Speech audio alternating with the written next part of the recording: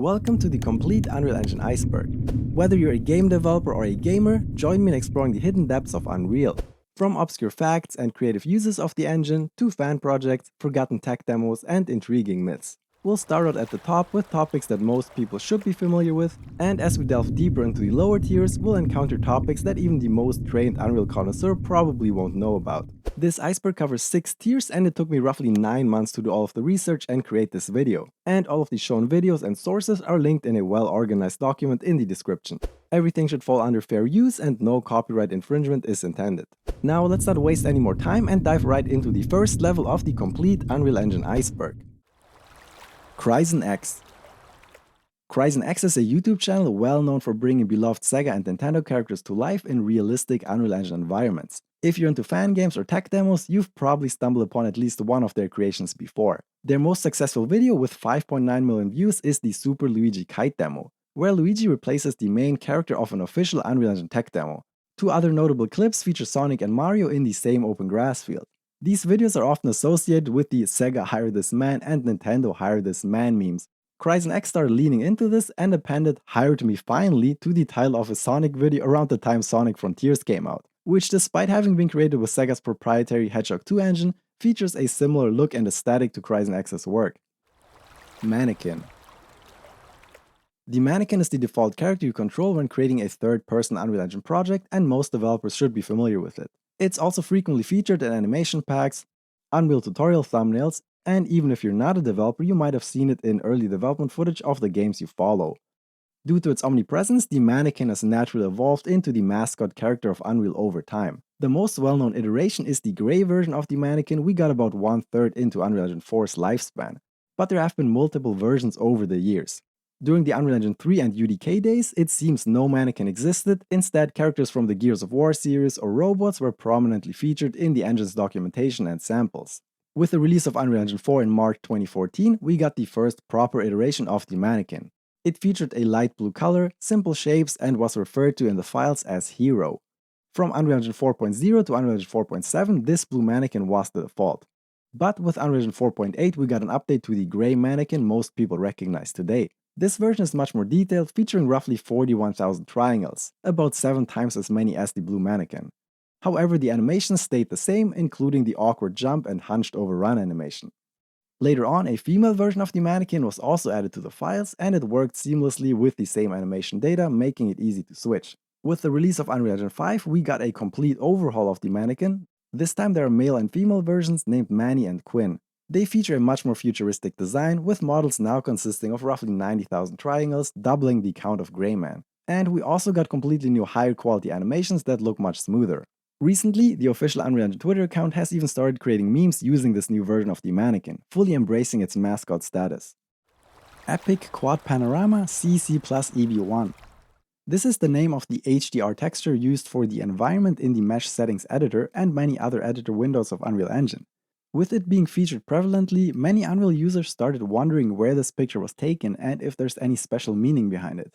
If we look up the Epic Games headquarters in Cary, North Carolina and go into Google Street View, we can actually see this exact place where the cube map picture was taken, and it's right next to the parking lot. The same place can also be seen during some of the many interviews or documentaries Epic Games did over the years. The Matrix Awakens. The Matrix Awakens is an Unreal Engine 5 experience which was available on PS5 and Xbox Series consoles. You could download it for a limited time as a marketing tie-in for the Matrix Resurrections movie. It also doubles as a tech demo showing off new Unreal Engine 5 features such as metahumans, Lumen, and Nanite, demonstrating how they can run on current-gen consoles. The demo begins with a cinematic featuring photorealistic 3D scanned models of Keanu Reeves and Carrie-Anne Moss, philosophizing about the blurred lines between reality and the digital worlds we create. Following this, you take control of a character named I.O., which is basically just Ada, one of the original metahuman characters put into a Matrix costume. In this section, you have limited control and respond to quick-time events while shooting the tires of agents' vehicles, all set against impressive particle effects and mass traffic AI. Towards the end, the view switches to a third-person perspective, giving you free reign to explore the city, even allowing you to hijack and drive cars.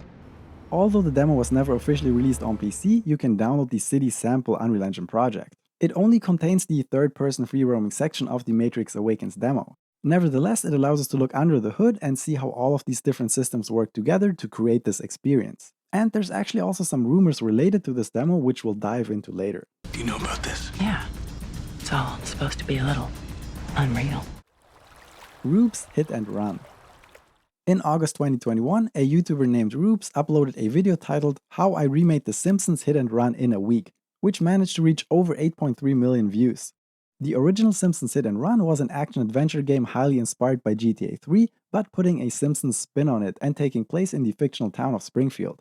The game was released in 2003 to critical acclaim and still has a large fandom today. However, there has never been an official remaster or re-release, so Roops just took the gargantuan task of remastering this fan favorite into his own hands utilizing the power of Unreal Engine 5. In the video, he first explains his process of recreating the map, importing the original map data, applying ray tracing, and updating the textures through AI upscaling or remaking them in Photoshop. Next, he implemented Homer's character model and movement using the Advanced Locomotion plugin. Other gameplay mechanics he had to recreate included collectible coins and the Buzz Cola cards. Most importantly, he recreated the driving system utilizing and modifying one of the cars from an official sample project to fit his needs. With all of the base elements in place, his goal for the video was to completely recreate the first mission and make it playable to the end, which he actually did achieve. The video resonated with many hit-and-run fans, even attracting the attention of Joe McGinn, the lead game designer of the original game, who commented on the video to congratulate Roops on his accomplishment. But this is not where the story ends. Roughly 8 months later, he posted another video titled Remaking The Simpsons Hit and Run, but It's Open World Part 1.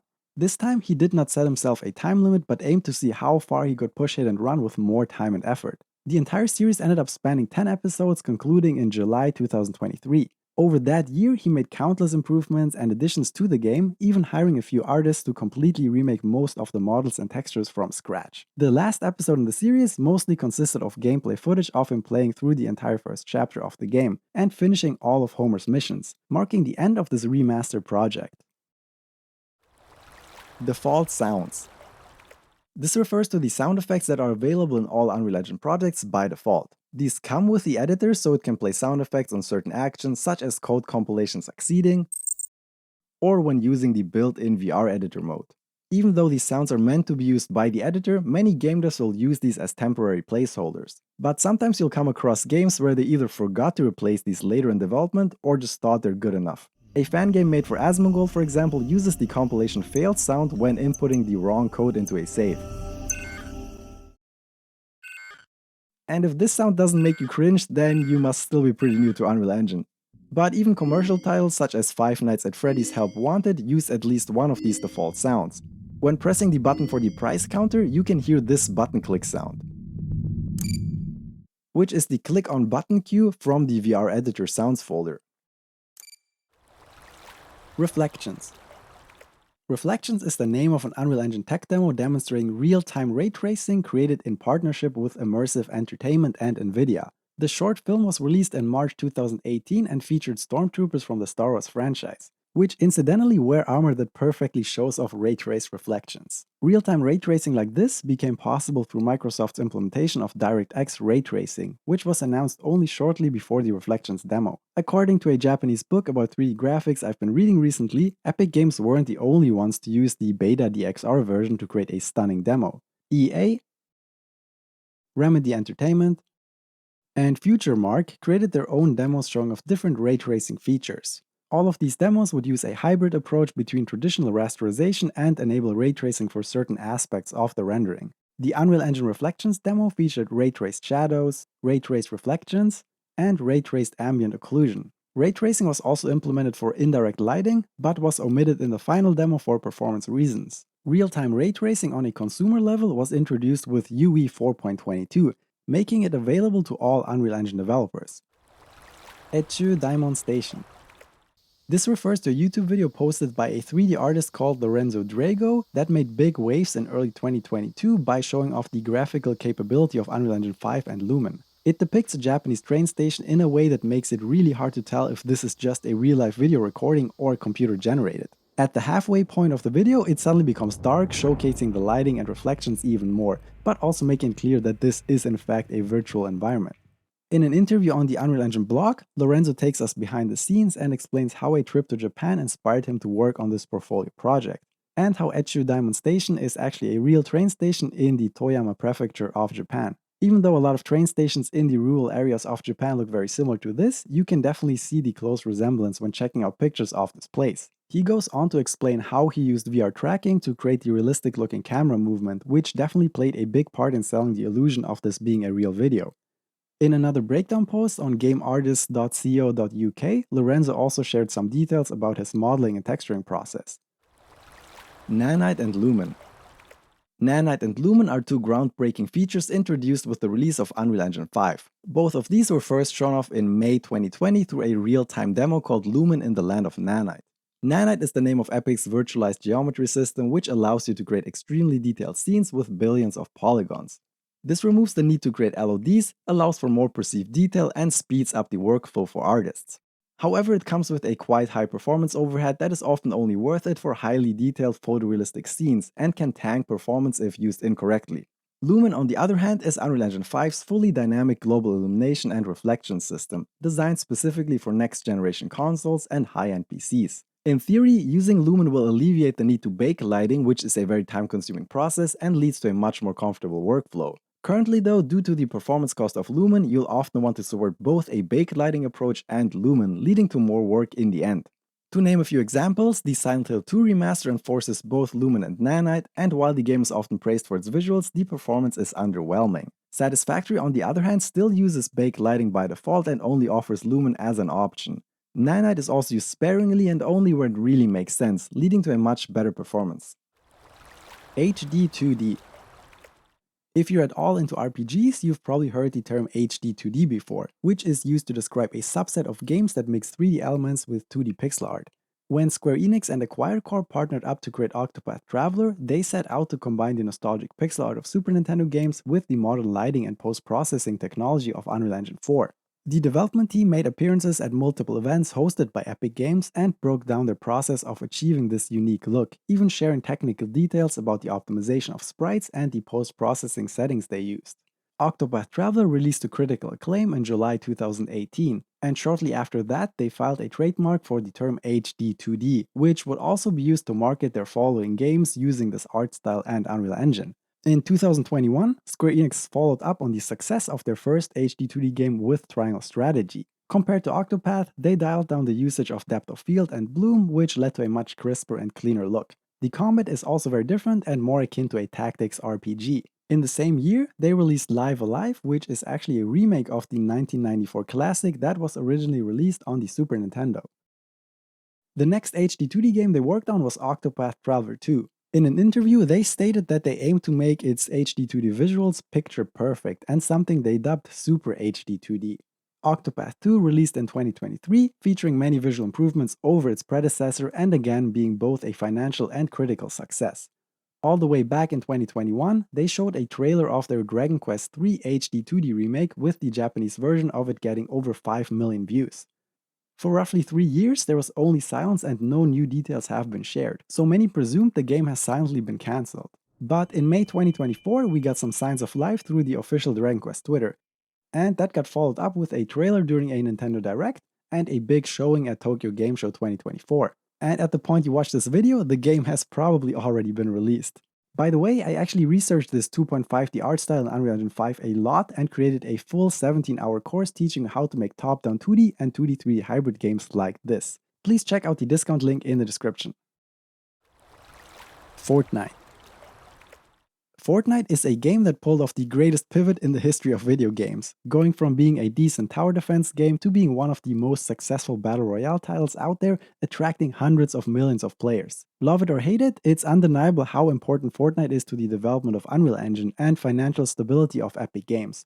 At this point, Fortnite has earned Epic Games way over $40 billion, and is one of the key reasons they were able to invest back into Unreal's technology that heavily. Ever since its inception, Epic Games didn't only work on their game engine, but also created their own games to battle test and improve their tools, and also show others how powerful Unreal Engine can be if used correctly. The same also applies to Fortnite, and many new features of Unreal Engine 5 made their way into this battle royale with the release of the Chapter 4 update. This would bring Lumen, Nanite, and world partitioning not only to PC, but also to the PlayStation 5 and Xbox Series consoles running at a smooth 60 FPS. In a post on the Unreal Engine blog, they also go into detail on how they made new discoveries while implementing these features into Fortnite, which then allowed them to make improvements to Nanite and Lumen in the following Unreal Engine versions. These improvements then of course become available for every developer.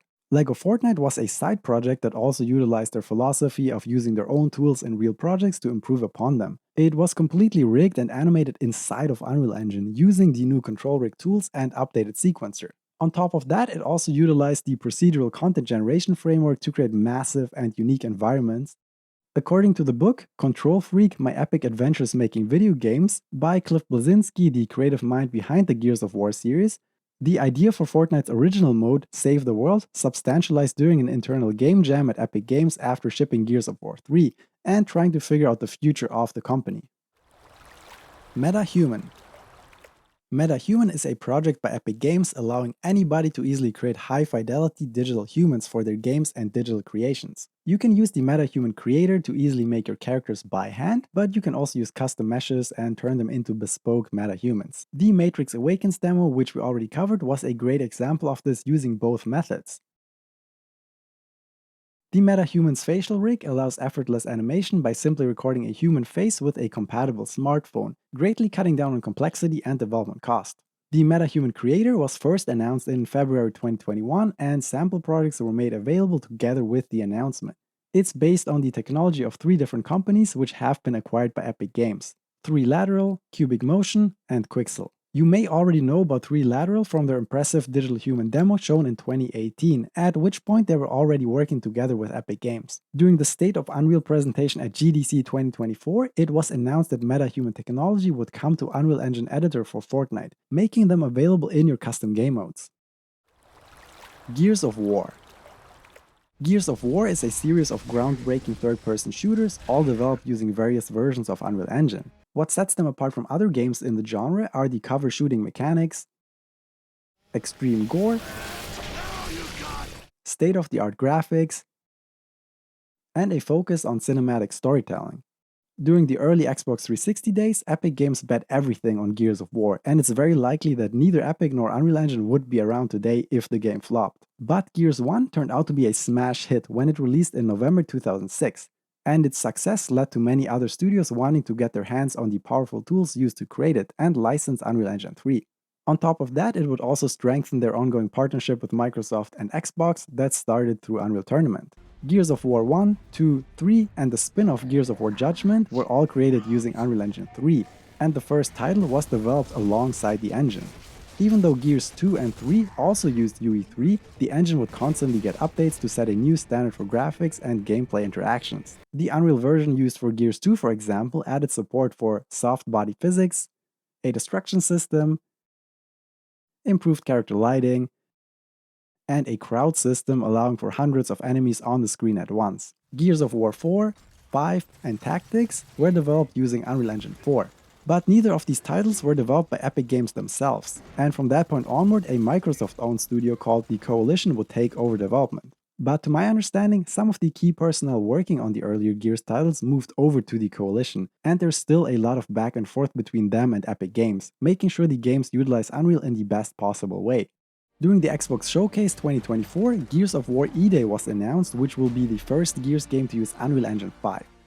In terms of the current sort of roadmap of Unreal Engine 5, all eyes are on the Coalition. Yes, right? Gears E-Day to see just, what the best in the business can do with this technology. Free assets. This refers to the free Unreal Engine assets that are given out by Epic Games. Up until recently, we got 5 asset packs on the first Tuesday of each month through the Unreal Engine Marketplace. However, since the switch to Fab, we get 3 asset packs every 2 weeks, meaning that we basically get 1 extra asset pack per month now.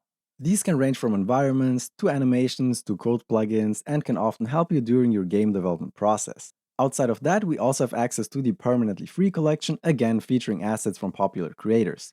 As the name suggests, these won't be rotated out and you can be sure they'll always be available, which is why they'll often be used for tutorials and code-alongs. RE4 Oculus.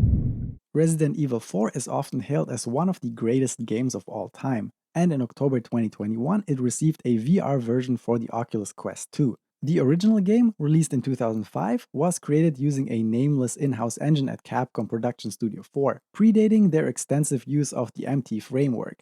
However, what many people don't know is that the VR version from 2021 utilizes Unreal Engine 4. The development was entrusted to Armature Studio, a team with extensive experience in porting projects to different platforms and developing original VR games. This made them the perfect fit for this job. Initially, they grey-boxed the village geometry and created a prototype of the player's movement and shooting mechanics. After receiving the green light from Oculus and Capcom, they began to integrate the code and assets from the original game to then build upon that foundation. In a developer interview on the Unreal Engine blog, Tom Ivey, the senior producer on this project, explains the process, and to sum it up, they are running the original game's code for things such as enemy behavior, movement, collision checks, and puzzles, but stack the visual layer and VR additions on top of that through Unreal Engine, which drives the first-person hands, weapons, pickups, and so on. Another challenge they faced was the immersive nature of VR, allowing players to get much closer to objects in the game world. This made low-resolution textures more obvious, potentially ruining the immersion. They ended up recreating almost every texture in the game from scratch at a much higher resolution, but still made sure the game looks authentic to the original and how players remember it. Another thing to keep in mind is that the Quest 2 is a standalone device and uses a Snapdragon processor, often found in Android phones. This means a lot of time had to be spent on optimization to ensure the game always runs at a stable 72 FPS to match the refresh rate of the Quest 2 display. They managed to achieve this by switching to the still experimental Vulkan graphics drivers, modifying Unreal's code to improve clipping and culling, and also optimize some of the collision routines on the game's original code.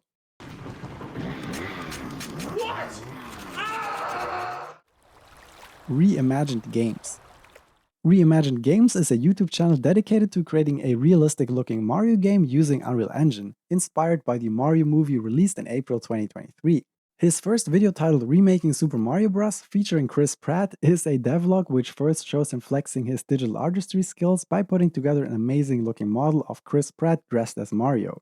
It's a Mario. He then details his journey of picking up Unreal Engine for the first time, working his way towards creating a blockout of the iconic first stage from the original Super Mario Bros.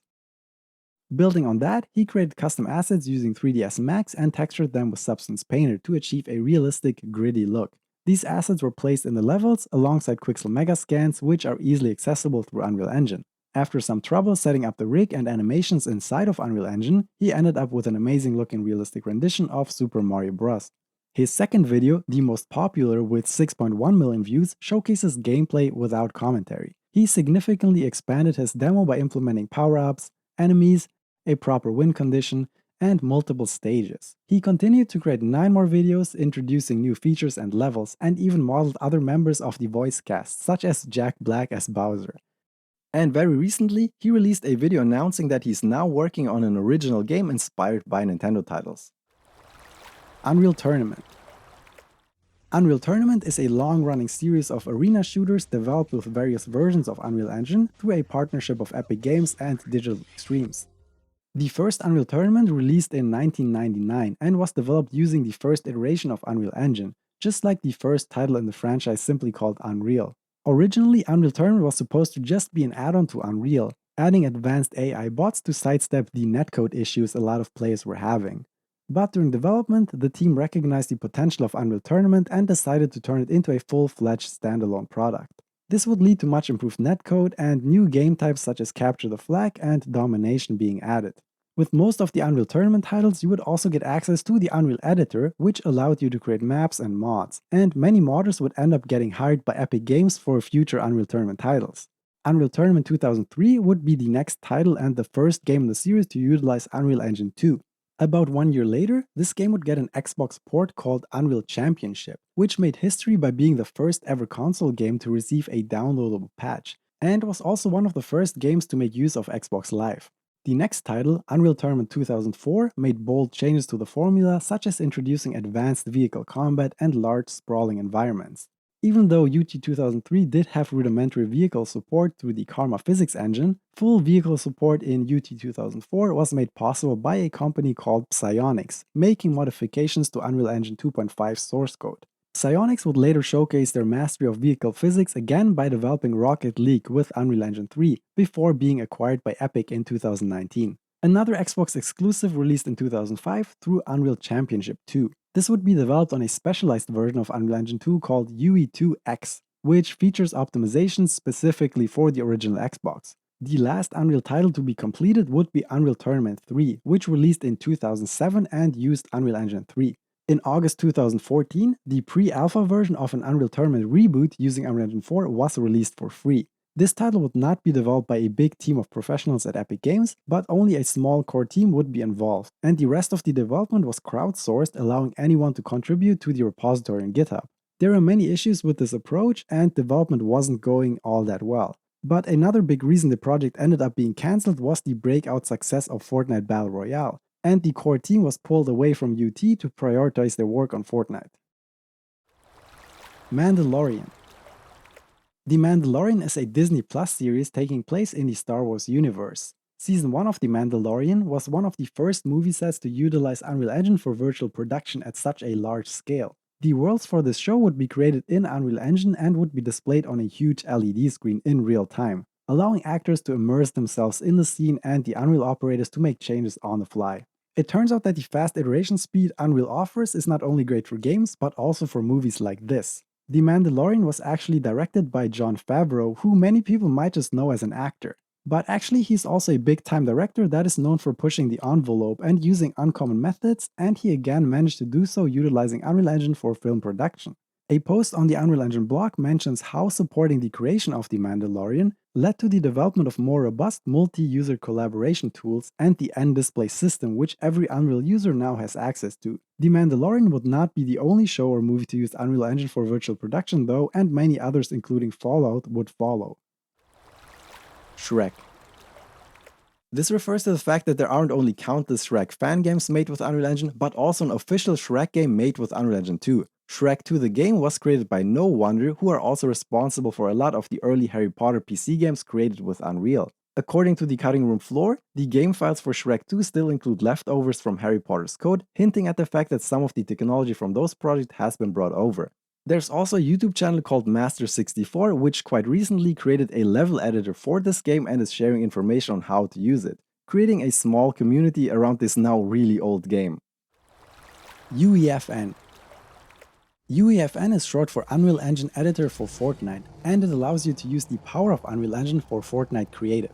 With this tool you can create your own islands and game modes for Fortnite, and you'll even get a share of all the revenue Fortnite earns, depending on the engagement created through your creations. UEFN can be downloaded for free from the Epic Games Store, and it comes with a whole bunch of different templates you can use to get started. After making a project, you'll see an editor very similar to Unreal Engine 5, which you'll use to make your game modes. For this, you can either use assets from the huge Fortnite library or import custom models and textures. In 2024, UEFN added tools to create rocket racing maps based on the Rocket League IP, Lego-based islands, and during the State of Unreal 2024, many new features were announced for the roadmap. Since then, Fall Guys game modes have been added, and a collaboration with the Teenage Mutant Ninja Turtles launched the same night as Unreal Fest Seattle 2024. Different camera modes, including a first-person camera, are also in the works and might already be available by the time you watch this. In addition to that, they also made a commitment to create the 2025 season of Fortnite Battle Royale using UEFN tools rather than stock Unreal Engine 5. This is the most recent instance of Epic's development philosophy of using their own tools and battle test them through internal game development, which will lead to better tools for all creators in the long run. Unrecord. Unrecord is an upcoming first-person shooter using Unreal Engine 5. It made waves all over the internet when an early gameplay trailer dropped on April 20th, 2023, through its novel bodycam point of view and hyper-realistic graphics. In fact, the game looks so realistic, many people believed it was just real-life video footage, and the developer had to clarify that this is in fact a game by posting a video taken in the editor.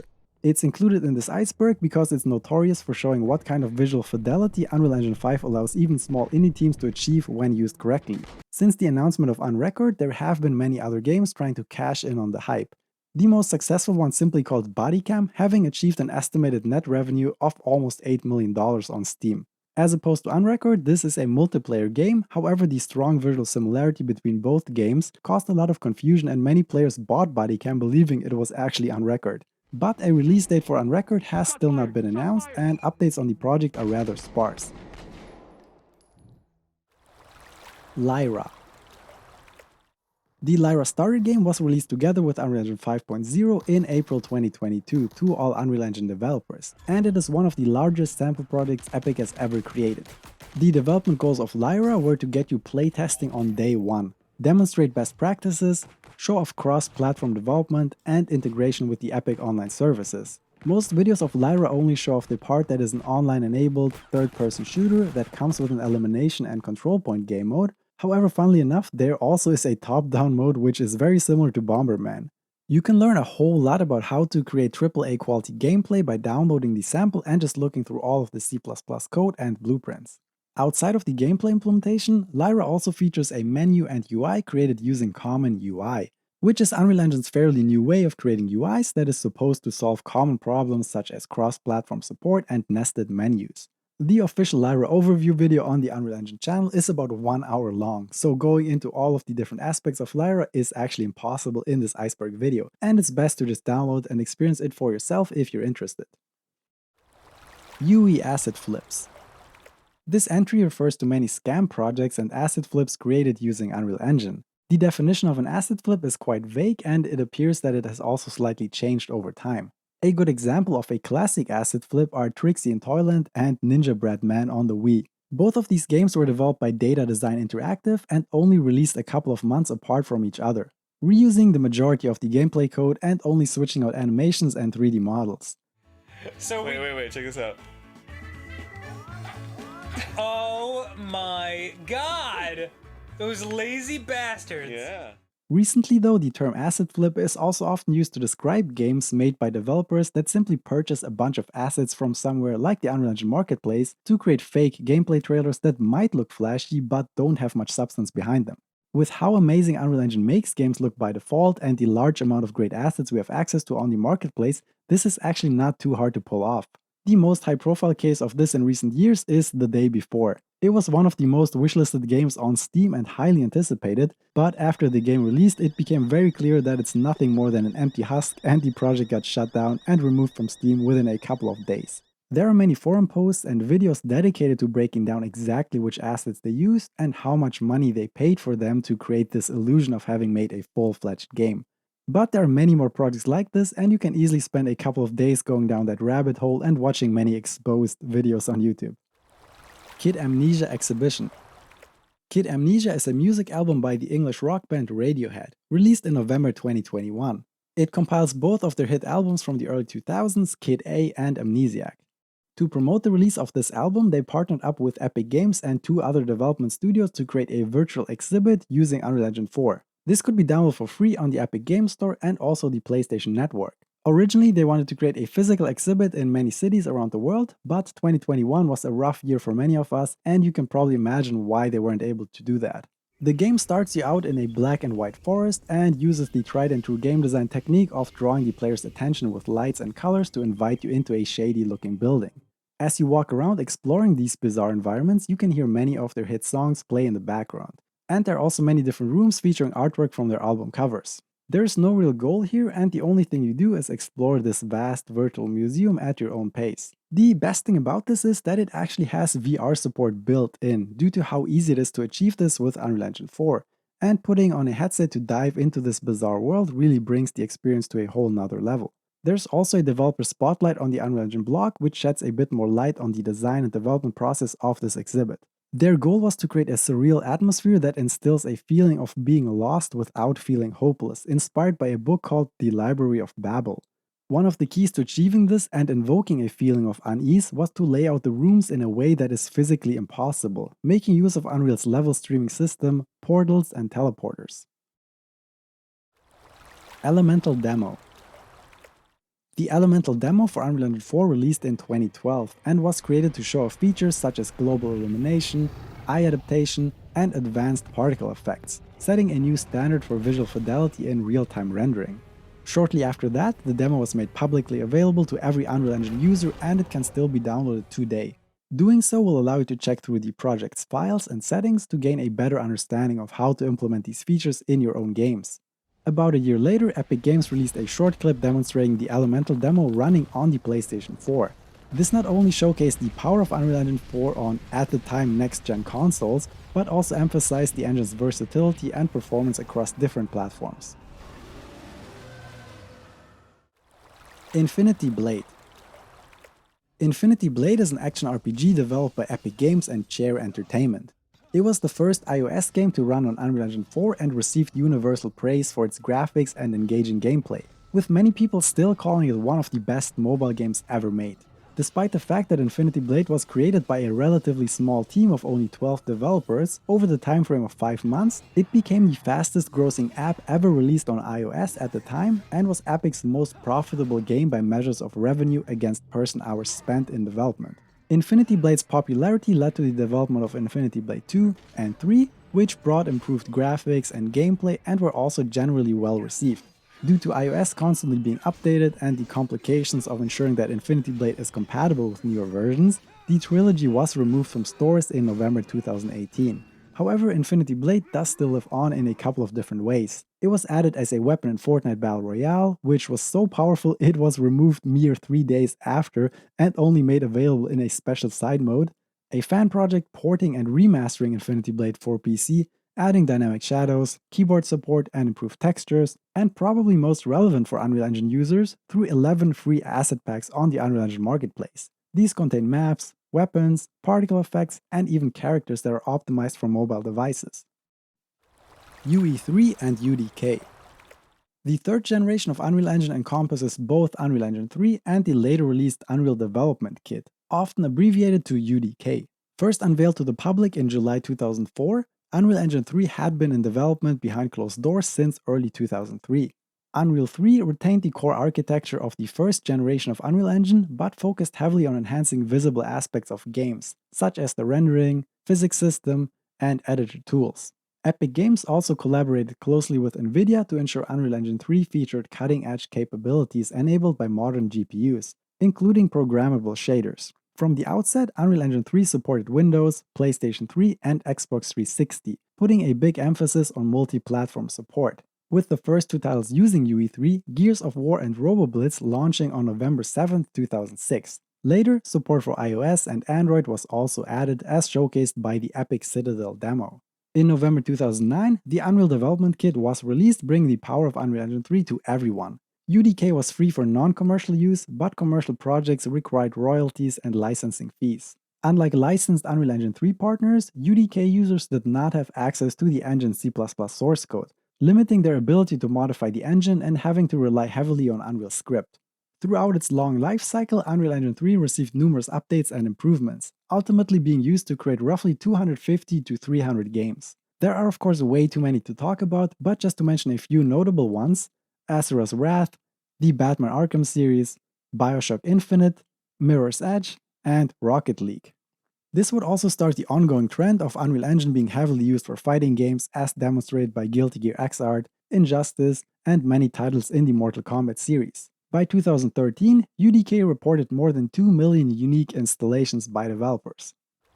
Valley of the Ancients. Valley of the Ancients is a sample project which released during the early access period of Unreal Engine 5. It features the same main character as the Lumen in the Land of Nanite demo, but as opposed to that demo, you can download Valley of the Ancients to your own PC and look under the hood. This sample project also shows how Nanite and Lumen can be used in a real project. However, it also highlights many other new features that got introduced with Unreal Engine 5, such as world partitioning, motion warping, and the control rig. To sum up the demo, you first control an orb that can freely fly around in the environment, letting you take in the sights of the highly detailed world. After that, you play as the main character and enter the dark world, in which you'll have to traverse through a couple of obstacles showing off how motion warping works. In the end, there's even a simple boss fight pitting you against a huge golem whose animations were realized using control rig. Paragon. Paragon was a free-to-play MOBA developed and published by Epic Games using Unreal Engine 4. This title was quite different from typical MOBAs, and instead of using a top-down perspective, featured a third-person camera and third-person shooter elements similarly to Smite. Paragon launched as an early access title in March 2016, but never saw a full release. And failed attempts to make the game sustainable led to the servers eventually getting shut down in April 2018. Following the cancellation, Epic Games announced that Paragon assets worth $17 million would be made available for free to all Unreal Engine developers. This includes 39 characters, complete with animations, alternative costumes, sounds, and particle effects, environmental assets from the Agora and Monolith map, and some announcer voices. Even now, you can still find all of these assets with them being well maintained and updated to work with the latest versions of Unreal Engine. Making all of these assets available for free with very few restrictions spawned a couple of projects trying to revive Paragon. Fault, Elder Orb, and Overprime, later renamed to Paragon the Overprime with permission from Epic Games, both saw an early access launch and became available as free-to-play titles on Steam and the Epic Games Store. However, both of them shut down after roughly 2 years of operation. The third revival project called Predecessor launched into early access in 2022 and is the only one which is still operational. They even received an Epic Mega Grant and celebrated the version 1.0 launch with a trailer at Gamescom 2024. Even though it has a fair share of negative reviews, it also has a dedicated fanbase, and I think only time will tell if it will walk the same path as all other Paragon projects or if it will prevail. Unreal Nintendo.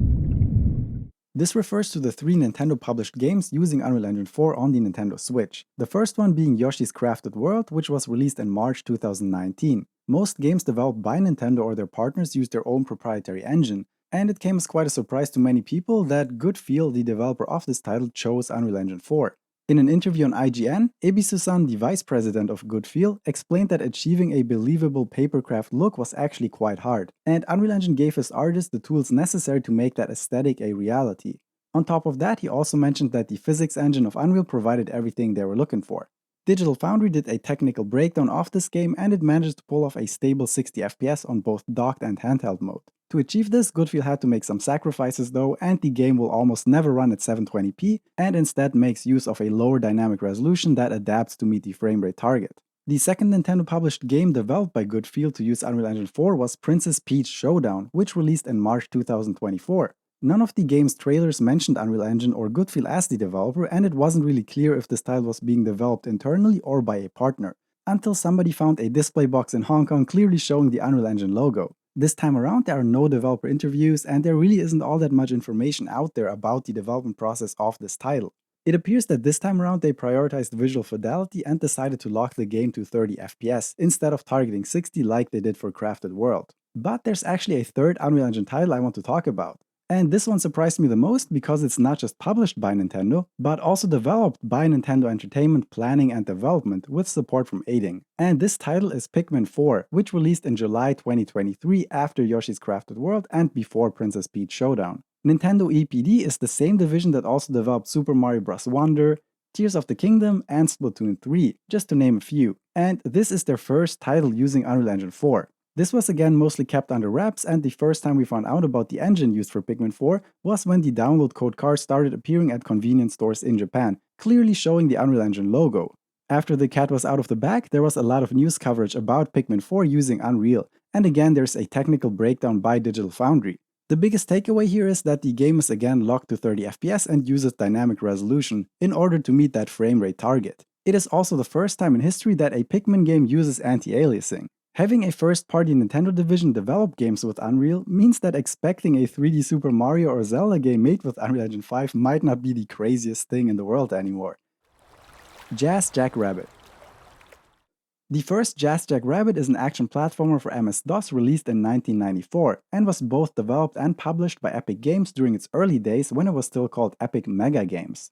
Through the fast-paced and frantic gameplay, which was highly inspired by Sonic the Hedgehog, Jazz managed to captivate a sizable audience and a sequel was released 4 years later. When people talk about Jazz Jackrabbit, this is usually the game they refer to, and I also have fond memories of playing this on my neighbor's PC as a kid.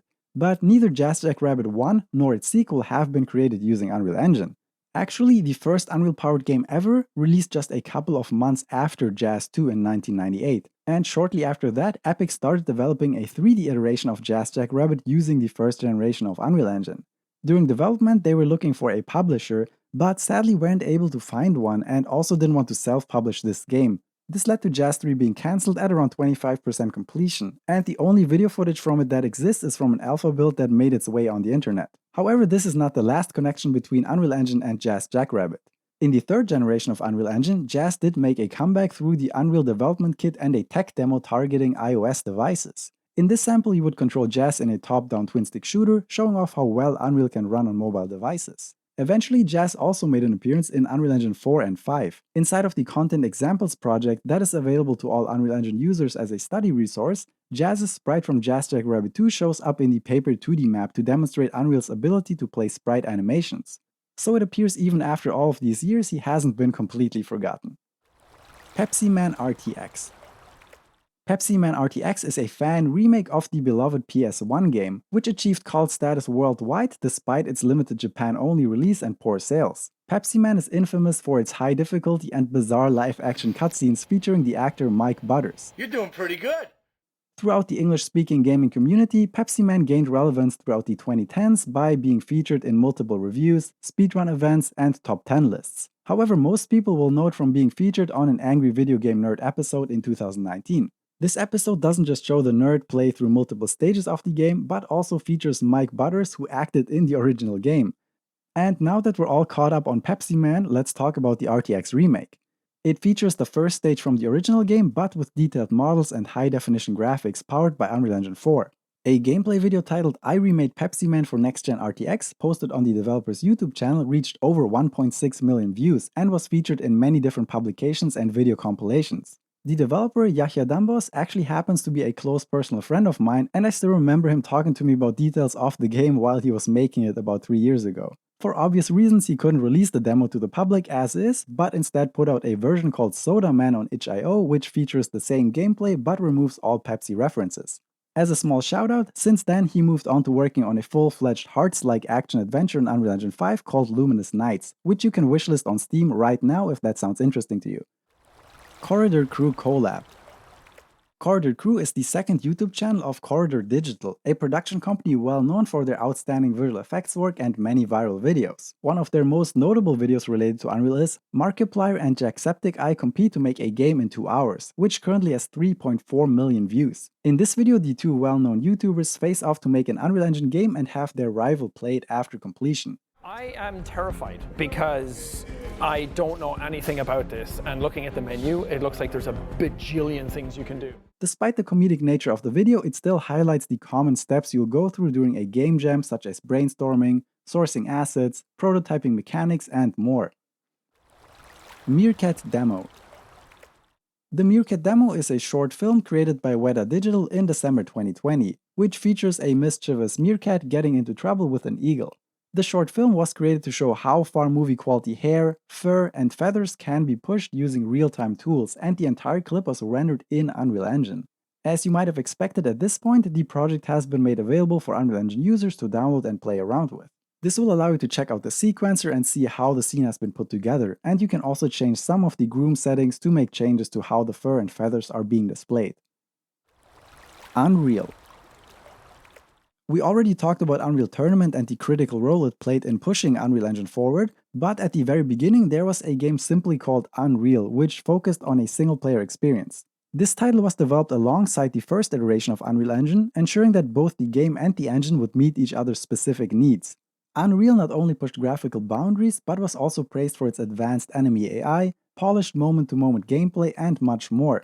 By the end of 1998, Unreal had sold roughly 290,000 copies and reached a revenue of over $10 million, making it one of the top 20 best-selling games in the United States that year. Ports for the PlayStation 1, N64, and Sega Dreamcast were in various stages of development, but all of them were eventually cancelled, and to this day the only official way to play Unreal is on PC or Mac. The ability for players to create their own mods using Unreal Script and the packaged-in map editor gave the game added longevity. And an official expansion pack called Return to Napali released in 1999, allowing players to enjoy Unreal even longer. In 2003, Unreal got a sequel called Unreal 2: The Awakening, releasing for both PC and Xbox. While the game again pushed graphical boundaries and was a solid shooter, it failed to reach the same heights and blockbuster success of its predecessor. And it's funny to think about that without Unreal, a lot of the games we have nowadays wouldn't exist or would be completely different. Legend 64. Legend 64 is both the title of an upcoming Unreal Engine indie game and a YouTube channel on which its developer frequently shares videos about the development process. What sets this project apart from many other games is that instead of using high-poly models and chasing a photorealistic look, its goal is to emulate the style and atmosphere of old N64 games such as The Legend of Zelda: Ocarina of Time. In his devlogs, the developer often goes into detail on how he incorporates techniques that were used back in the day during the N64 era to create an authentic retro look despite him using a very modern game engine. And even though the game draws many inspirations from Zelda and other action adventures when it comes to gameplay mechanics, the setting is completely different and incorporates Japanese architecture and environments, with the haunted castle being the main hub the player uses to access and explore other areas. I thought this area already looked great in his early devlogs, however in one of his latest videos he completely remade the castle and its surroundings, using techniques and an improved workflow he has learned over the last couple of years. Many of his videos will also go into how he overcame complex problems such as creating an eerie atmosphere by creating space-defying room layouts through teleporters. Niagara. Niagara is Unreal Engine's next-generation visual effects system, deprecating their old particle system called Cascade. This flexible system allows technical artists to create additional functionality on their own without assistance of programmers. What you can do with this is pretty much limitless, and it even allows for things such as fluids and particle effects with collision. Thinking outside of the box, Niagara can also be used for many different things. For instance, it is being used with Unreal Engine's new motion design features to display many meshes at once. But it can also be helpful when simulating large crowds. In a Digital Foundry interview, the developers of Kingmakers, which is an Unreal Engine 5 game that focuses on large-scale battles, explain how they even use Niagara for parts of the knight's armor to improve performance. Niagara is also built to be modular and allows you to create Niagara emitters that can be reused throughout multiple Niagara systems. Project Borealis.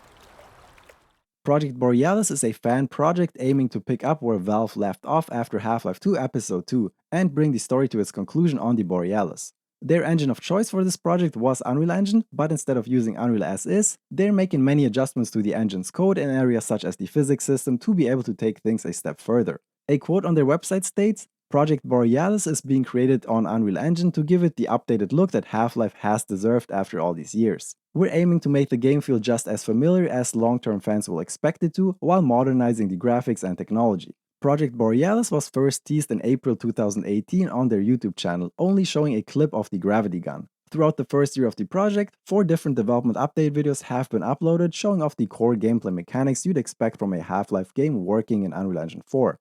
And they also went on to share a few details about the story of the game and showed some impressive concept art.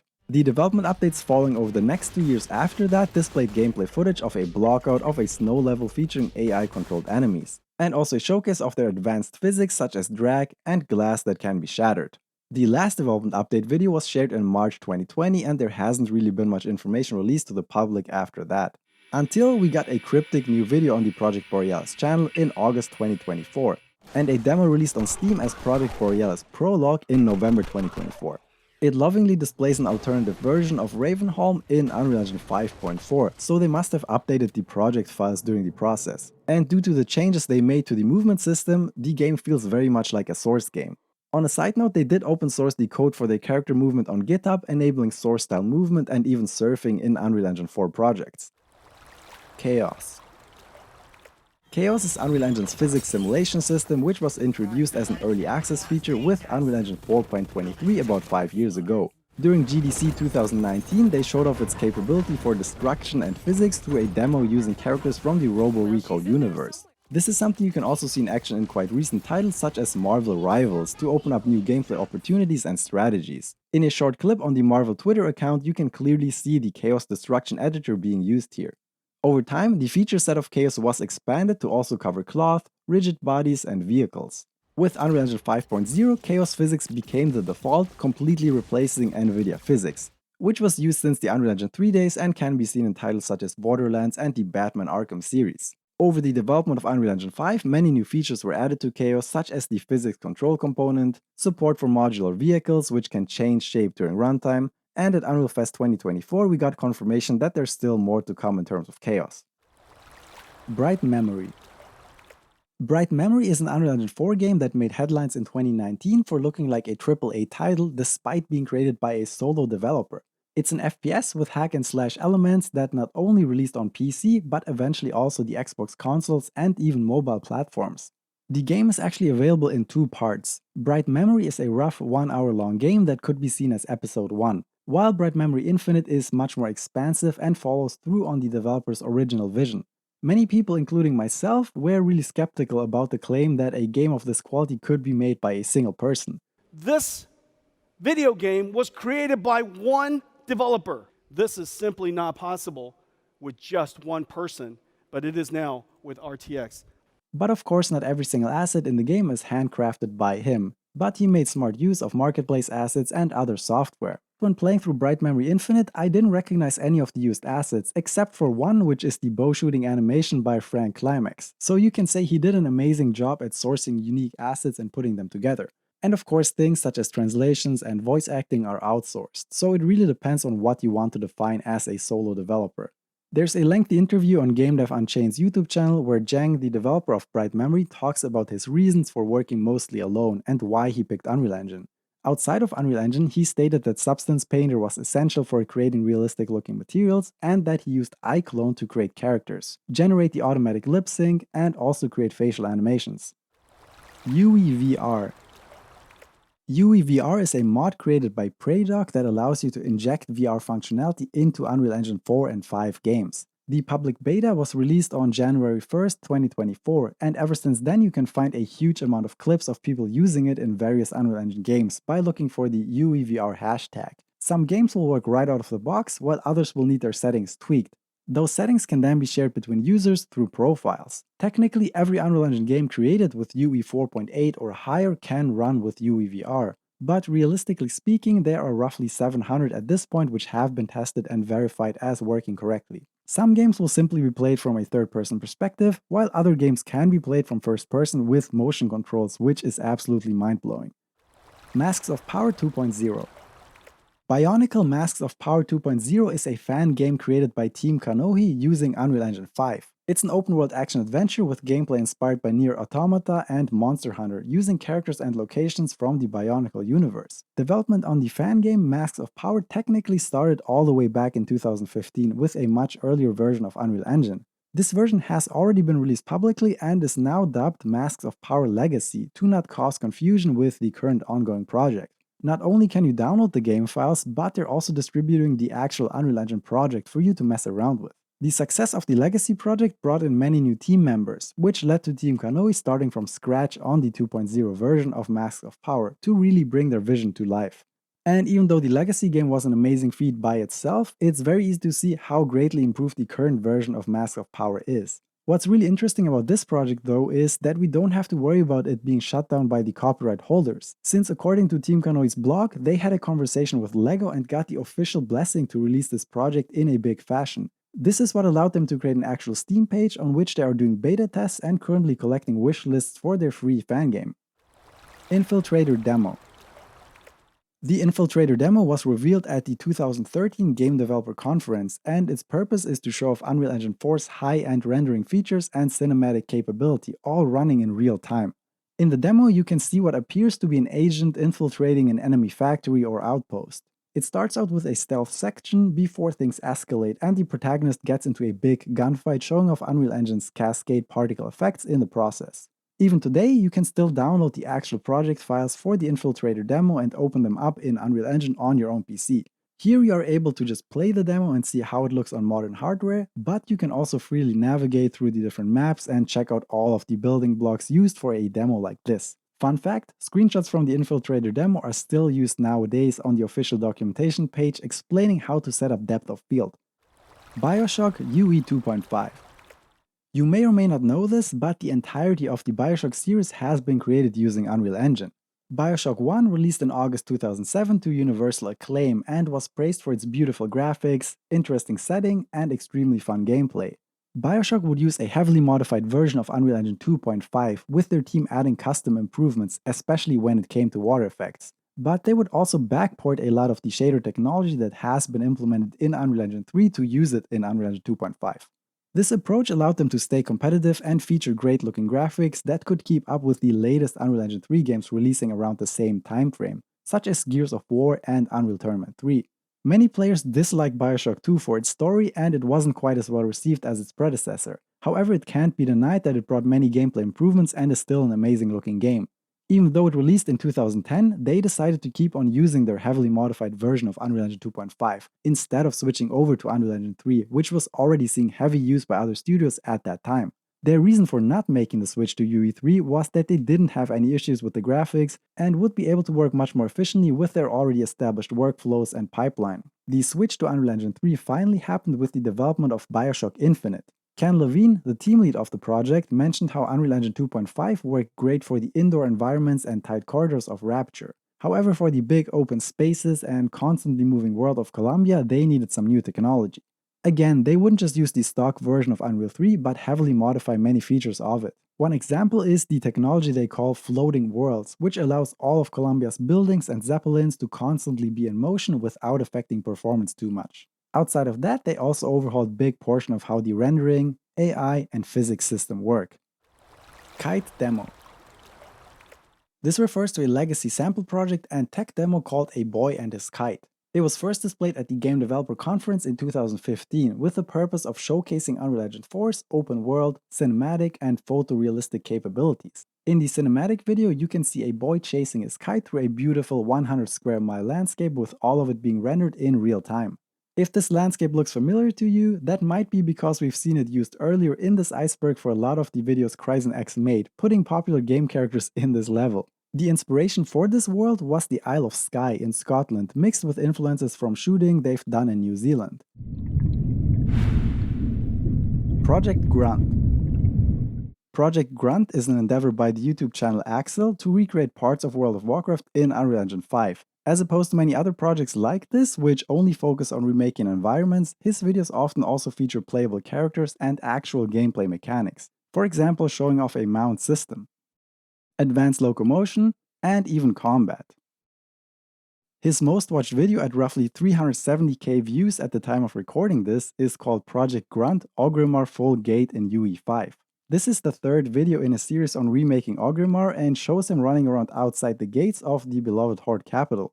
As opposed to the actual game that features a much more colorful and stylized look, his rendition is a lot darker and leans more into a photorealistic direction while still keeping some stylized elements. Some of the other environments he remade include the Frozen Throne, Booty Bay, and the Dark Portal. Infinity Engine. The Infinity Engine, also known as Mugen Engine, is a fan-made framework for making modern Sonic games in Unreal Engine. It's basically just an Unreal Engine project that comes with a lot of pre-made actors you can use as building blocks to make Sonic levels, and you can also update the blueprint logic as you please. When starting up Infinity Engine, you spawn as Sonic into this beautiful looking playground, showing off all the different elements at your disposal. Sonic appears to be using the Sonic Unleashed model and has all of the moves available you'd expect in a modern Sonic game. Infinity Engine was originally created by someone called Oban for Unreal Engine 4, and it wasn't intended to be a framework in the first place, but just a personal project trying to make a Sonic game with a heavier focus on action and combat. In 2019, he lost interest in the project and made the files publicly available. Since then, there have been multiple versions and iterations of it created by community members, adding in things such as the goal ring, shields, rail grinding, wall sliding, and much more. The Lost Templates. As you probably know, Unreal Engine comes with a bunch of built-in templates, which give you a starting point for games of many different genres. With Unreal Engine 5, we have templates for first person, third person, top-down, handheld AR, virtual reality, and driving vehicles. But with the transition from Unreal Engine 4 to Unreal Engine 5, a lot of other templates have been discontinued, and that's what the Lost Templates relates to. With Unreal Engine 4, on top of the already mentioned templates, we also had flying, which allowed you to control a spaceship from a third-person view, puzzle, which allowed you to interact with blocks through mouse clicks or the touchscreen, rolling, which was a great display of physics and allowed you to roll a ball around, side-scroller, which is similar to the third-person template but enforces a sideways camera and constrains your movement to 2 dimensions only, 2D side-scroller, which was the definitive starting point for making 2D games with Unreal Engine, and I was really sad to see it go. And on a side note, we can actually easily create and add our own templates here. And I made a much improved 2D side-scroll template for Unreal Engine 5, which is free and open source. You can also check that out from the link in the description. Next up is the twin-stick shooter template. This would allow you to pilot a spaceship with a top-down camera and shoot bullets with the right stick. Vehicle Advanced, which also features a drivable vehicle, but has advanced features such as a physical suspension, sounds, and a built-in HUD. Robo Recall. Robo Recall is a VR first-person shooter developed and published by Epic Games exclusively for Oculus headsets. It was created with Unreal Engine 4 and the Oculus Rift version released in March 2017, with an Oculus Quest version called Robo Recall Unplugged releasing roughly 2 years later. Many people don't know this, but a large majority of the initial wave of Oculus Quest games were actually made with Unreal Engine 4. Even the official First Contact demo was created using UE4. Robo Recall was Epic Games' first full VR game, however they created a tech demo before called Bullet Train, which laid the groundwork for Robo Recall. Even in that demo, you were already able to wield a multitude of weapons, pick up bullets in the air and throw them back, and do many more things that carried over to Robo Recall. Both versions of Robo Recall received general praise, and the Rift version even got nominated for Best VR Game of the Year 2017. A fun fact about Robo Recall is that it was created using only Blueprint visual scripting and no C++ at all. It does, however, utilize Blueprint nativization on some actors, which attempts to automatically convert blueprints to C++ to boost performance. If you want to see how Robo Recall has been put together, you can actually download the Robo Recall mod kit, which gives you access to the majority of the blueprints the game runs on. The world and characters of Robo Recall also made a comeback in the Chaos Destruction demo showcased at GDC 2019. Samaritan Demo. At the 2011 Game Developers Conference, Epic Games unveiled the Samaritan Demo, created using Unreal Engine 3. Samaritan showcased graphics that were incredibly advanced at the time, running in real time at 30 FPS and not as a pre-rendered cutscene. The demo highlighted new graphical features enabled by DirectX 11 and the Shader Model 5 update. It featured bokeh depth of field, MSAA anti-aliasing within the deferred rendering pipeline, subsurface scattering on character skin, tessellation for mesh deformation, and high-quality dynamic lighting. Although the backstory and characters of the Samaritan demo remain largely unknown, the unnamed protagonist later appeared in the Unreal Engine 4 Content Samples project. He was used to show off animation features of the engine, however he's been replaced with the character from the Valley of the Ancients demo and the new mannequin over the course of Unreal Engine 5. Memoria Project. The Memoria Project is a fan remake of Final Fantasy IX's Alexandria opening portion using Unreal Engine 5. It was created over the span of 3 years by over 50 professional developers, and a video of the full gameplay demo released on June 8, 2023. The demo doesn't feature any combat, but rather shows a developer walking around and exploring the city of Alexandria, while being able to interact with many different NPCs and objects in the world. Their decision to make it very clear that no playable demo will be made publicly available is probably the reason they were able to prevent the project from getting shut down, and this allowed them to see it through to the end. So with the release of the full gameplay video, the Memoria project concluded and achieved its goal of creating a stunning proof of concept of what a modern take on Final Fantasy IX could look like. Paper 2D. Paper 2D is Unreal Engine's sprite-based system for creating 2D and 2D/3D hybrid games within the editor. It exists as an official plugin which is active by default and enables you to create sprites, flipbooks, tile sets, and tile maps within Unreal Engine. Paper 2D became available with Unreal Engine 4.3 as an experimental feature and saw the first stable version in October 2014 with UE 4.5. Sadly, development on Paper 2D didn't last too long and stagnated around UE 4.9, with the engineers being pulled off the project to work on other tools or games. And since then, it's been left in a pretty bare-bones state. Looking at the public task sheet, we can see that things such as render thread level pixel snapping, 2D shadow casting, and skeletal sprites were on the wishlist and had a real chance of appearing in Unreal. Box 2D, which is the open source 2D physics engine that Unity also uses, was actually working in an experimental state but was removed in UE 4.18 according to Michael Noland, the former team lead on Paper 2D. Despite all of these problems, Paper 2D still offers a solid set of features that is more than sufficient for making 2D games, and titles such as Ender Lilies, Ender Magnolia, and The Artful Escape are proof of that. While Octopath Traveler and all other HD 2D games by Square Enix use Paper 2D for 2D/3D hybrids. In order to improve the usability of Paper 2D, a developer who goes by Heavy Bullets took matters into his own hands and developed a free plugin called Paper ZD. This adds support for state machines, anim notifies, and many other quality of life features. This opened up Paper 2D for many more developers, leading to more and more 2D and 2D/3D hybrid games made in Unreal. And while 2D in Unreal was still a taboo topic to talk about a few years ago, during the myth-busting best practices in Unreal Engine presentation by Ari Arnbjørnsen, pretty much everybody in the room was aware of Paper 2D. For prosperity. How many say this is bust? You can definitely make 2D games in Unreal. Okay, no one's going to be called a coward this time. Verse. Verse is a programming language developed by Epic Games that is currently available in the Unreal Editor for Fortnite. The primary design goals of Verse are summarized as simple, general, productive, statically verified, performant, complete, and timeless. It is a strongly typed language that supports multiple paradigms like functional programming, object-oriented programming, and imperative programming.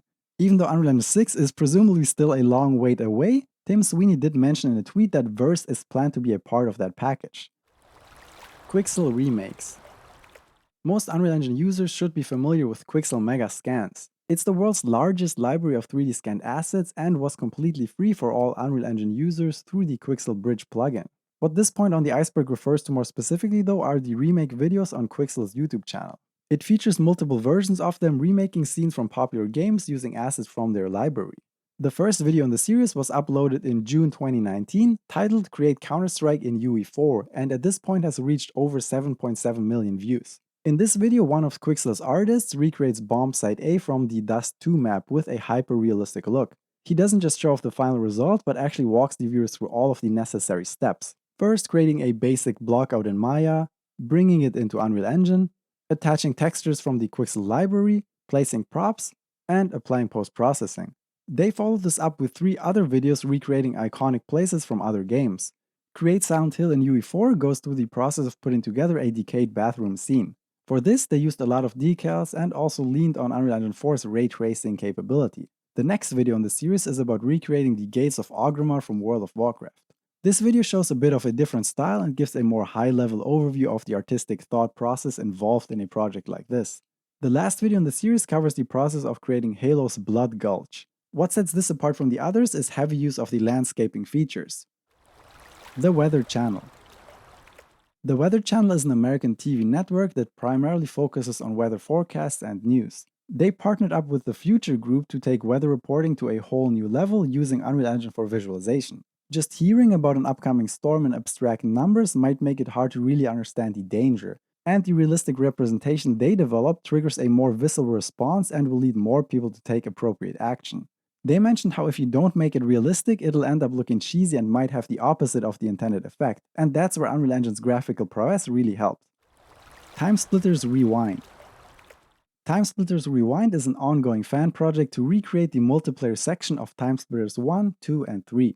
Development on Timesplitters Rewind started in 2013, 1 year after the team secured permission from the rights holder of the IP Crytek UK. Up until late 2018, the game was being developed in CryEngine, and the March 2019 developer update was the first video showcasing of Timesplitters Rewind rebuilt in Unreal Engine 4. The video showed off the improved visuals and all of the core mechanics already working in Unreal. On top of that, it also showcased advanced features and weapons such as sticky grenades, dual-wielding weapons, different AI states, and working gun turrets. Development updates on this project are rather infrequent, and it was presumed dead many times by fans. However, we did get a new update in March 2024, making clear that the project is still ongoing. From a gameplay perspective, it is almost complete except for bug fixes and a few additional features. But the bottlenecks are areas such as character models, environments, and animations for characters and weapons. Automotive. We've already talked about how Unreal Engine is not only used for games, but also in many other industries, and the automotive industry is one of those. Unreal's capability of rendering photorealistic graphics and suite of tools that are easy to use for designers make it a perfect fit for automotive visualization. But it's actually being used for more than just visualization. During Unreal Fest Seattle 2024, they announced a deepening of their partnership with Qualcomm and their Snapdragon processors. This could potentially bring Unreal Engine into the dashboards of millions of cars. Cropout. Cropout is an official sample project demonstrating how to create a casual real-time strategy game with Unreal Engine 5. In Cropout, you can control worker units and assign them to pick berries, chop wood, or mine stone. These resources can then be used to create structures such as more buildings, crops, or monuments. Some of the features shown off here are behavior trees for the villagers, geometry scripts to procedurally generate a new island every time you play the game, advanced usage of enhanced inputs, common UI for cross-platform compatible user interfaces, and much more. Project Avalanche. The motion design plugin, formerly known as Project Avalanche, was first announced at Unreal Fest 2022, and its goal is to bring real-time motion design tools to all creators. This video mostly showed off how these motion graphics could be used for esports events and gained over 140,000 views. At Unreal Fest 2023, the motion design team returned and gave us an updated look on essential tools such as cloners and effectors. You will be using these to spawn large amounts of objects and move them around. With Unreal Engine 5.4, the tool was released to all Unreal users as an experimental plugin. With Unreal Engine 5.5, these tools got another update, bringing new features to the effectors, property animators, and much more. GAS. The Gameplay Ability System, often abbreviated as GAS, is an official framework for building abilities typically found in RPGs or MOBAs. But it's versatile enough for many other game genres as well. GAS allows developers to easily set up cooldown timers, resource costs, different ability levels, root motion-based movement, and much more. The system is composed of gameplay abilities, ability tasks, gameplay attributes, and gameplay effects. One of the best ways to learn about GAS is by experimenting with the Action RPG sample provided as an official learning resource. In this sample, you can control a barbarian on a small map fighting off waves of various goblins. The sample showcases many systems using GAS that would be very time-consuming to create from scratch and maintain throughout the development process. Another official sample project that utilizes GAS is Lyra, which we mentioned earlier in this video. Unreal Engine 2. Research for Unreal Engine 2 began in 1998, with actual development starting 1 year later. The first game released using Unreal Engine 2 was actually not an Epic Games title, but rather America's Army, a free multiplayer shooter released in 2002. Shortly after, Epic released their first Unreal Engine 2 title, Unreal Championship, on the original Xbox. In terms of rendering, Unreal Engine 2 was a significant improvement over its predecessor, allowing levels to be roughly 100 times more detailed. It also introduced particle system tools, cinematic editing tools, skeletal animation, and many more new features we still use in Unreal nowadays. These additions attracted a multitude of developers to license Unreal Engine 2, leading to over 60 released games made with this engine. The majority of them were first-person shooters, exemplified by 4 different Unreal Tournament titles, the BioShock series, Killing Floor, and Tom Clancy's Ghost Recon and Rainbow Six. However, Unreal Engine 2 also started the trend of being used for MMORPGs. Notably, every single game in the Splinter Cell series was created using Unreal Engine 2 or Unreal Engine 2.5. This even includes Splinter Cell Essentials for the PSP and the 3DS version of Splinter Cell Chaos Theory. Content Examples. Content Examples is a sample project for Unreal Engine which you can download from the Samples tab in the Epic Games launcher. Considering how easy it is to access, it's quite shocking how few people actually know about this sample, and how amazingly useful it can be to learn about different parts of Unreal. It's a museum-style exhibition of many Unreal Engine features every developer should know about, and is usually updated whenever there are noteworthy additions to the engine. Currently, there are 50 different maps you can explore, each focusing on different topics and giving you ways to interact with the exhibit. The physical animation map, for example, will show off how you can combine physics with common skeletal animations to create something more immersive. Blueprint input examples displays how you can change the possessed pawn during runtime and create a game within a game. And there are just too many other examples to get into. MK11 and UE4. Mortal Kombat 11 is a fighting game created by NetherRealm Studios, released in 2019. Since Unreal Engine 4 released about 5 years before that and MK11 featured cutting-edge graphics, everybody just assumed that it was using UE4 and not UE3 like its predecessors. But John Greenberg, the principal graphics engineer on the project, tweeted that people should please stop updating the Wikipedia article to claim the game was using Unreal Engine 4, since in actuality it uses a highly modified and customized version of UE3 that NetherRealm Studios adjusted to their specific needs. This version has about 4 years worth of custom features put into it and is drastically different from stock UE3. The mobile version of MK11 does use Unreal Engine 4 though, and in the behind the scenes video by NeoGamer, you can clearly see a shot of UE4 blueprints being used, which probably contributed to the confusion. Inio Asano. Inio Asano is a Japanese manga artist well known for his works such as Soranin and Goodnight Punpun. In an Unreal Engine Spotlight video, he explains that his usual process of drawing backgrounds consists of first taking pictures with a digital camera, editing out the colors, and then drawing an illustration based on them. After using this method for over 10 years, it started to feel stale. That's when he decided to give real-time rendering a try and downloaded Unreal Engine. Using assets from the marketplace would allow him to easily put together scenes that he wouldn't be able to find just walking around town with a camera.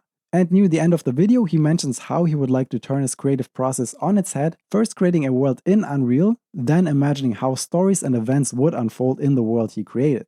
Roughly 3 years later, he appeared as a panelist for Unreal Fest Tokyo 2023, and seems to have realized his vision with his latest manga, Mujina Into the Deep. In addition to using marketplace assets, he and a small team now also utilize Blender and Substance Painter to create large libraries of 3D assets by themselves. These assets are then placed in the world to create a vast city for his stories to unfold. Although his original intention was to use Unreal only for building backgrounds, he found that blocking out action scenes using the mannequin also proved extremely useful. After setting up the scene, he would render out high-resolution screenshots, draw a draft over it, and finally create a polished illustration. Unreal Engine 1. The first version of Unreal Engine debuted with the release of the game Unreal in 1998. Development on the engine began 3 years earlier in 1995, with Tim Sweeney writing roughly 80% of the engine's code by himself, according to interviews. Unreal Engine was revolutionary in many ways when it came to graphical fidelity, but most importantly, it came with an integrated level editor called Unreal Ed. This allowed changes to be made to maps on the fly, enabling a much more streamlined workflow. Even as early as 1996, other game studios like Microprose and Legend Entertainment reached out to Epic Games wanting to license Unreal Engine for their own projects. Epic Games used the first iteration of Unreal Engine to create the aforementioned Unreal and Unreal Tournament. In total, there are roughly 20 games released using Unreal Engine 1. And with the engine's strong roots in first-person shooters, it's no surprise that titles such as the first Deus Ex and Cliff Barker's Undying made use of it. However, even in the early days, there were a few third-person action titles demonstrating that Unreal Engine could be effectively used for other genres as well. Twin Motion. If you've used the Epic Games launcher, you might have been wondering what this Twin Motion tab next to your Unreal Engine library is. Twin Motion is a real-time visualization tool created with Unreal Engine, which is mostly used for architectural visualization, automotive, fashion, and product design. It was created to allow even less tech-savvy users to make real-time visualizations with only a few clicks. But being designed for ease of use also means that the Twin Motion software is quite limited. And if you want to do anything advanced, such as creating custom materials, you'll have to convert your Twin Motion project to an Unreal Engine project. The new Unreal Engine. This refers to a skit by Mega64 featuring Epic Games co-founder and CEO Tim Sweeney. In the video, the Mega64 crew pitches the idea of Unreal Engine 5 with extremely photorealistic graphics to Tim Sweeney all the way back in 2017. Funnily enough, it features a Matrix reference, and when the actual Unreal Engine 5 released to the public about 4 years later, the Matrix Awakens demo was a big part of their marketing to show off all the new shiny features Unreal Engine 5 had to offer. So it seems like Mega64 has predicted the future in a way. Switch 2 Matrix demo. According to rumors from many different sources, the Nintendo Switch 2 has been showcased behind closed doors at Gamescom all the way back in August 2023. An article by Video Games Chronicle reports that not only did they show off Zelda Breath of the Wild running at higher frame rates and resolution, but also that the Matrix Awakens Unreal Engine 5 tech demo was showcased running on the Switch 2. The Switch 2 being able to run this is quite a feat, but it appears that it does depend on upscaling to run the demo at the desired frame rate and resolution. Unreal Script. Unreal Script, often abbreviated to UScript, is an object-oriented scripting language created by Tim Sweeney. It was a crucial part of Unreal Engine from its inception up until the third generation of the engine. Heavily inspired by C++ and Java, Unreal Script incorporates many principles of object-oriented programming, making it relatively easy for developers to pick up and use for gameplay implementation. Similar to Blueprints, Unreal Script is converted to bytecode, which runs through a virtual machine at runtime, making it less performant than compiled languages, and with the release of Unreal Engine 4, it was dropped in favor of C++ and Blueprint visual scripting. Mega Grants. They set aside a total of $5 million to support developers working in and around Unreal Engine, and a successful application would usually lead to a project getting assigned something in the range of $5,000 to $50,000. This money would be handed out without any strings attached, and you would retain full rights to your project and wouldn't have to share any revenue. In 2019, the program was renamed to Epic Mega Grants and significantly expanded in scope. Now there were a total of $100 million set aside to support games and other projects somehow related to Unreal Engine or game development in general. The Blender Foundation got a $1.2 million Epic Mega Grant to keep on improving and maintaining their amazing 3D modeling suite. Surprisingly, they also gave a $250,000 mega grant to the Godot engine, which could be seen as one of their competitors. Kismet. Kismet is the visual scripting solution of Unreal Engine 3 and UDK. It was phased out and superseded by Blueprint Visual Scripting with the release of Unreal Engine 4. In the source code of Unreal Engine 4 and 5, many things are still named Kismet, and I believe the code for Blueprints is still based on the Kismet system. The idea for Kismet was the same as it is for Blueprints now, to allow prototyping and fast iteration by not having to spend time waiting for code to compile, and also enable game and level designers with a non-technical background to create game mechanics and interactive elements through a node-based interface. Even though Kismet was a breakthrough at the time, it was extremely limited, and the fact that your sequence graph would be attached to a certain level meant that nothing would be reusable and nothing could be created in a modular fashion. Kismet actually worked quite similarly to how a level blueprint does now in Unreal Engine. NASA training. This refers to NASA, the National Aeronautics and Space Administration, utilizing Unreal Engine for training and visualization throughout multiple projects. For one of their training projects, they rebuilt the International Space Station in Unreal Engine 4 to allow astronauts to familiarize themselves with it and the tasks they'll have to fulfill once they're in outer space. They stated their reason for using Unreal Engine were the realistic visuals, built-in support for VR headsets, and easy implementation of online multiplayer, which allows astronauts to train together. Another project involves recreating lunar terrain to simulate and prepare for future missions. To implement the massive lunar terrain, they used scanned data and height maps and imported them into Unreal Engine, making use of nanite and world partitioning to enhance the performance. Maeve. Maeve is a virtual K-pop band created using Unreal Engine and MetaHumans, which debuted back in 2023. Their first music video titled Pandora currently sits at over 30 million views on YouTube and was a great success. In an interview, the art director mentions that the high visual fidelity and the ability to use the characters in different forms of media and interactive experiences was important to them. Unreal Engine allowed them to create high-quality music videos in a short amount of time and also enabled them to constantly create short clips to share on social media. They also mention how MetaHuman technology greatly reduced production time since the existing facial rig allows them to create detailed facial expressions. The same year, a virtual boy band called Plave also launched and saw a lot of success, this time not using MetaHumans but using a much more cartoony art style despite still relying on Unreal Engine. Z is up. As opposed to many other game engines where the y-axis is pointing upwards, in Unreal Engine it's the z-axis that points upward. Not only that, but Unreal Engine is also pretty much the only 3D software that uses z up together with a left-handed coordinate system.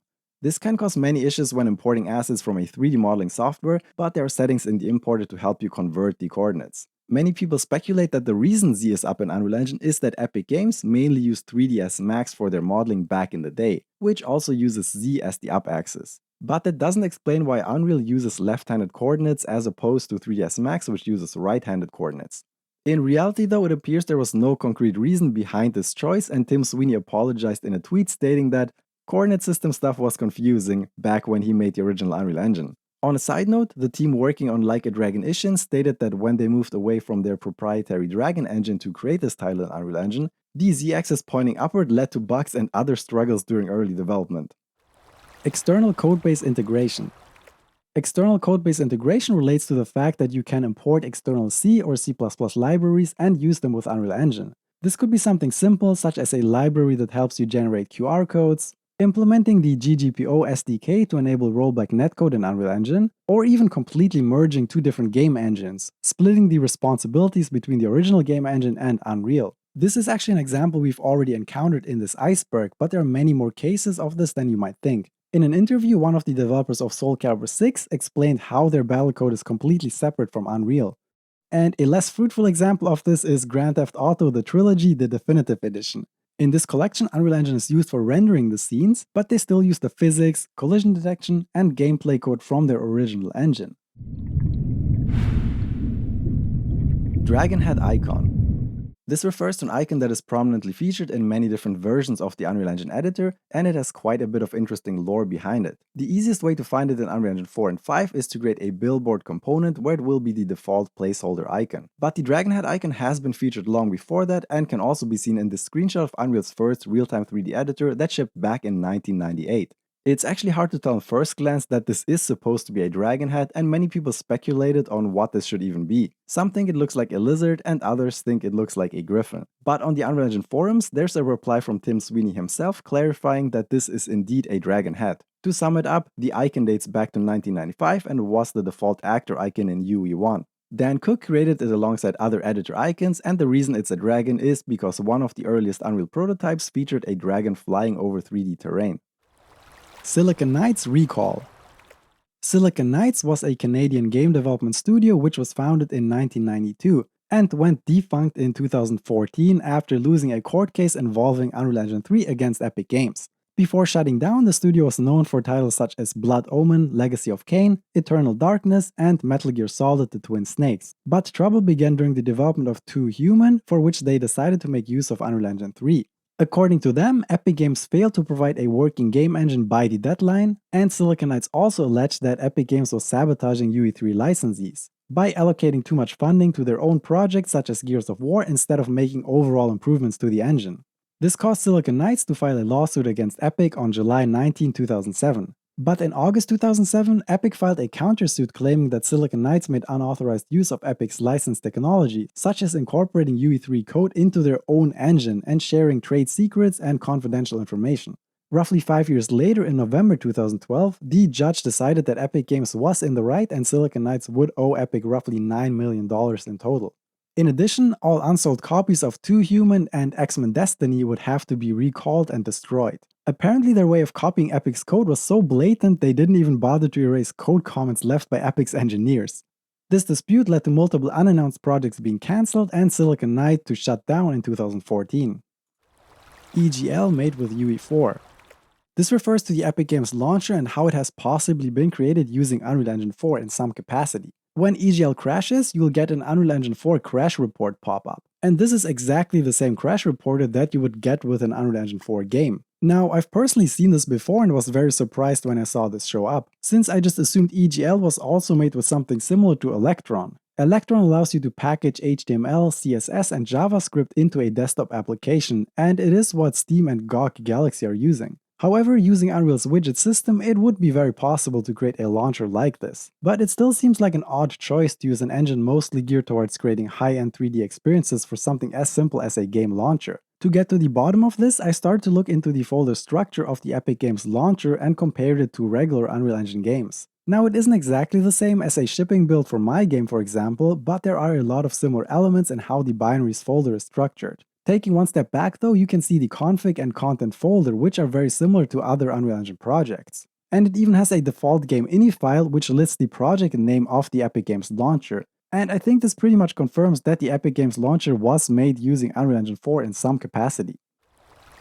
Tappy Chicken. Tappy Chicken is the first Unreal Engine 4 game to release for iOS, Android, and HTML5. It is obviously a clone of Flappy Bird, but the point was to show that through blueprints, even a lone artist can create games in a very short amount of time.